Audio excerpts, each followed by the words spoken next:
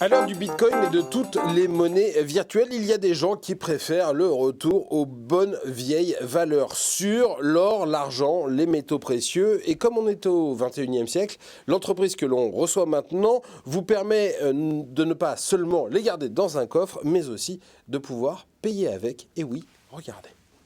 Et je suis avec Jean-François Faure, bonjour. Bonjour. Vous êtes le fondateur de Veracash. Votre idée, c'est donc de permettre à vos clients d'avoir un compte, j'allais dire un compte bancaire qui est adossé à des métaux précieux. C'est quoi? C'est vous réinventer le coffre-fort du 21e siècle? Bah oui, c'est exactement ça. Alors c'est un compte de paiement en fait qui permet de faire des achats de la vie quotidienne, des achats de tous les jours, un retrait en distributeur automatique ou payer un restaurant. Mais le sous-jacent, en fait, ce ne sont pas des euros classiques, ce sont des métaux précieux, donc essentiellement de l'or ou de l'argent. Et donc, c'est un compte que l'on peut utiliser comme un deuxième compte, ou ça peut être ce compte que l'on va utiliser parce que le président vient de vous dire qu'une météorite allait tomber et finalement, on est un peu dans l'urgence.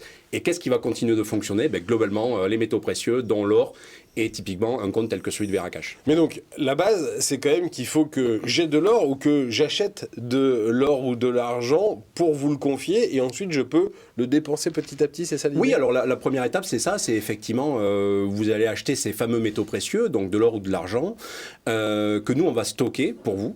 Et ensuite, vous allez pouvoir, en fait, aller taper dedans, en fait, finalement, les utiliser par le biais d'une carte de paiement, une Mastercard, tout ce qu'il y a de plus classique, qui ira finalement chercher la contrepartie en métaux précieux. Donc, quand vous allez retirer 100 € ou que vous allez payer 100 €. Vous allez amputer une petite partie de mon lingot. Mais exactement, c'est-à-dire qu'on va, plutôt que d'aller chercher des euros, on va aller prendre par exemple 3 grammes et quelques, si 100 € à un instant donné correspondent à 3 grammes. Normalement, quand j'achète de l'or ou de l'argent, c'est pour les mettre dans un coffre-fort en cas de coup dur et de me dire, ça au moins, ça existera toujours et ça aura toujours de la valeur. Vous proposez d'utiliser ces ressources pour finalement financer le quotidien. À quelle logique ça correspond? Mais en fait, c'est un mélange des deux, parce que pouvoir thésauriser, avoir finalement ce fameux trésor que vous utilisez en cas de danger quand la fameuse météorite tombe, c'est bien, mais il faut pouvoir l'utiliser. Or, qu'est-ce qu'on a vu pendant le grand confinement de mars à mai 2020? C'est que finalement, au moment où vous aviez par exemple de l'or chez vous, que vous aviez besoin de le dépenser parce que vous aviez subi un krach boursier, parce que vous aviez besoin de liquidité. Il y avait nulle part où le changer. Mais vous pouviez, exactement, nulle part.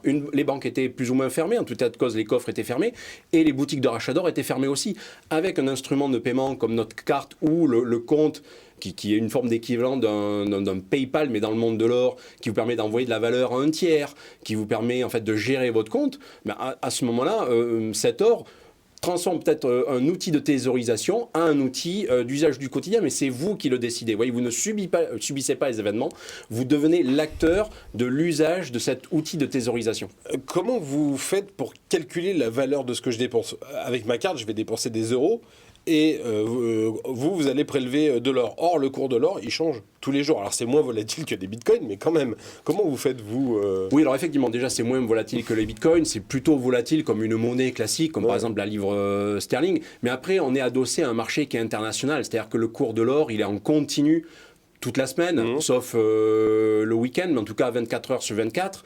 Et donc, globalement, de manière instantanée, on sait à quel moment tant de grammes d'or valent tant de Donc quand d'euros. je vais tirer 100 €, je vais savoir combien de grammes d'or, à combien de grammes d'or ça Exactement, correspond. vous le savez même déjà parce qu'avec votre application mobile, vous êtes en posture aussi de savoir si c'est le moment peut-être d'utiliser votre poids en or ou pas. Vous savez, c'est un peu comme ces gens qui sont des frontaliers. C'est de l'arbitrage. Vous êtes frontalier, sauf que là, votre monnaie à vous, c'est pas les francs suisses, c'est l'or. Et vous dites, tiens, là, aujourd'hui, effectivement, c'est intéressant de l'utiliser parce que potentiellement, je suis en plus-value. Donc, si je paye une facture de 100, en fait, quelque part, elle me coûte moins de 100 parce que ma valeur est en plus-value. A contrario, si vous êtes plutôt en moins-value, vous aurez plutôt tendance à renforcer et donc plutôt épargner. Vous voyez, donc c'est ce jeu, en fait, qu'on incite à faire. C'est qui vos clients?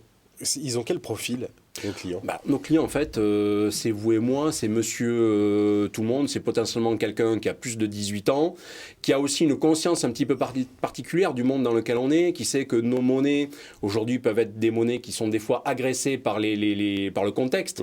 La baisse de l'euro, typiquement qu'on subit en ce moment avec l'inflation. Vous voyez, nos clients ont conscience de ça. Ils savent ce que c'est qu'une inflation.